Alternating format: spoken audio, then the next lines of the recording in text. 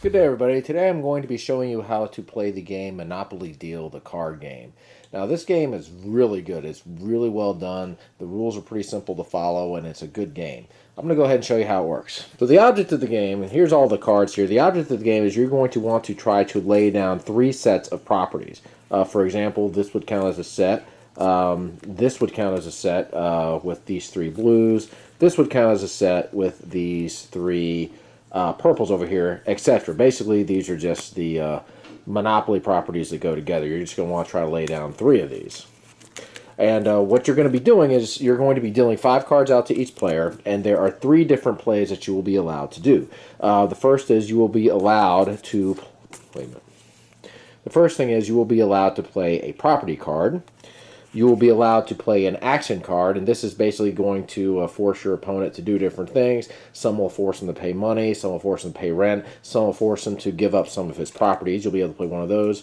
And then you will also be able to play a money card, which will go into your bank. You can bank money, and this is good because you might have to end up paying your opponent some money.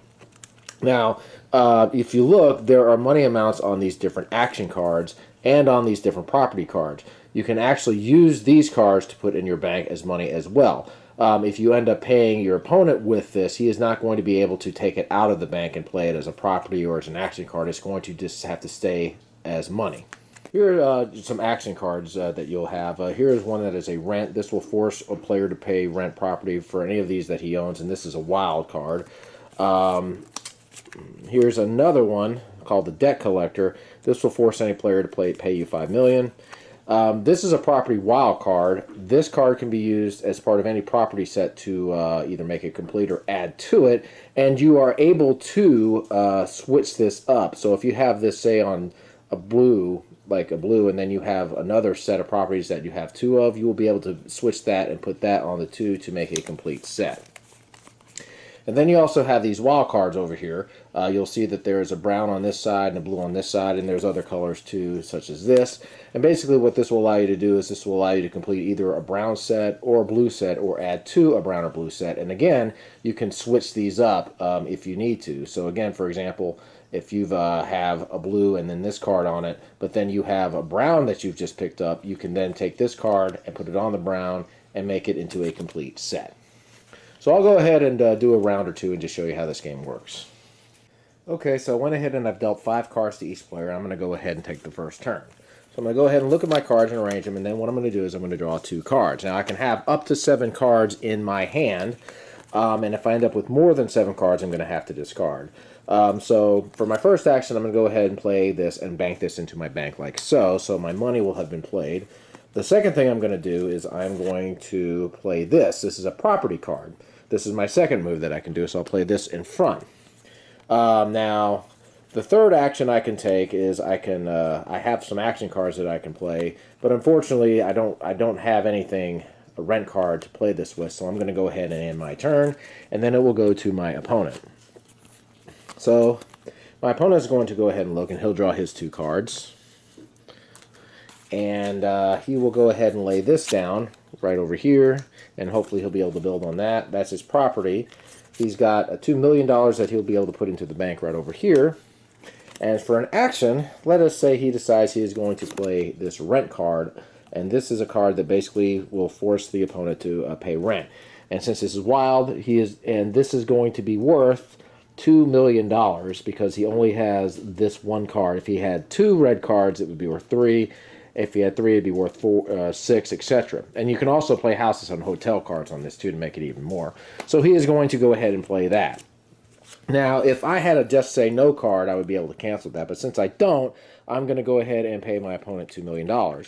I have the $3 million card here, and I'm going to have to give it to him. There is no change in this game, so I will go ahead and give him this. Now, if it turns out that I don't have any money, I'm going to have to use my properties that I have played out to pay him. So it can get a little bit brutal, and so I'll go ahead and go again.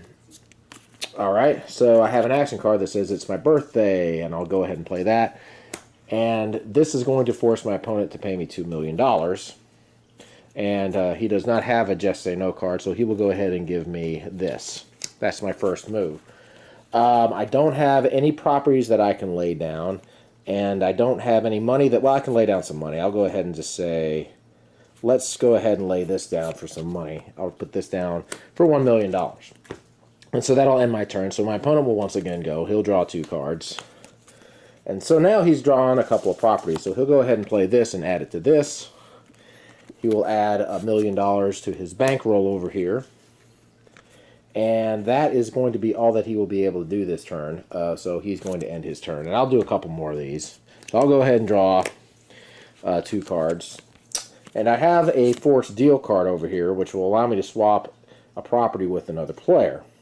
So let's just say I decide to go ahead and play this, and me and my opponent will swap. I'll swap this with him because it's a wild, and he will go ahead and take that. So that'll be my action.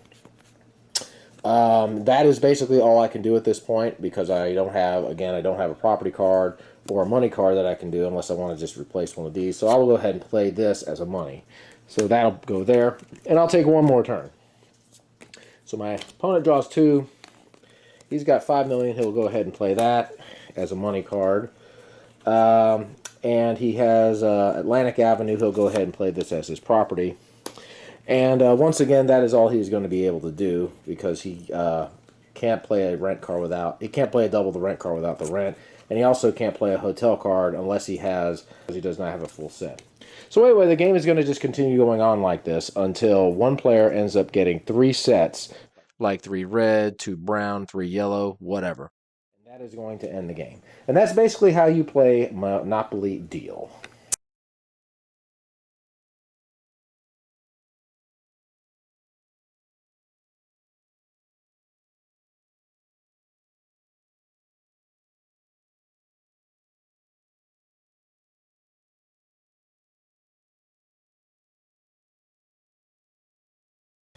Good day, everybody. Today I'm going to be showing you how to play the game Monopoly Deal, the card game.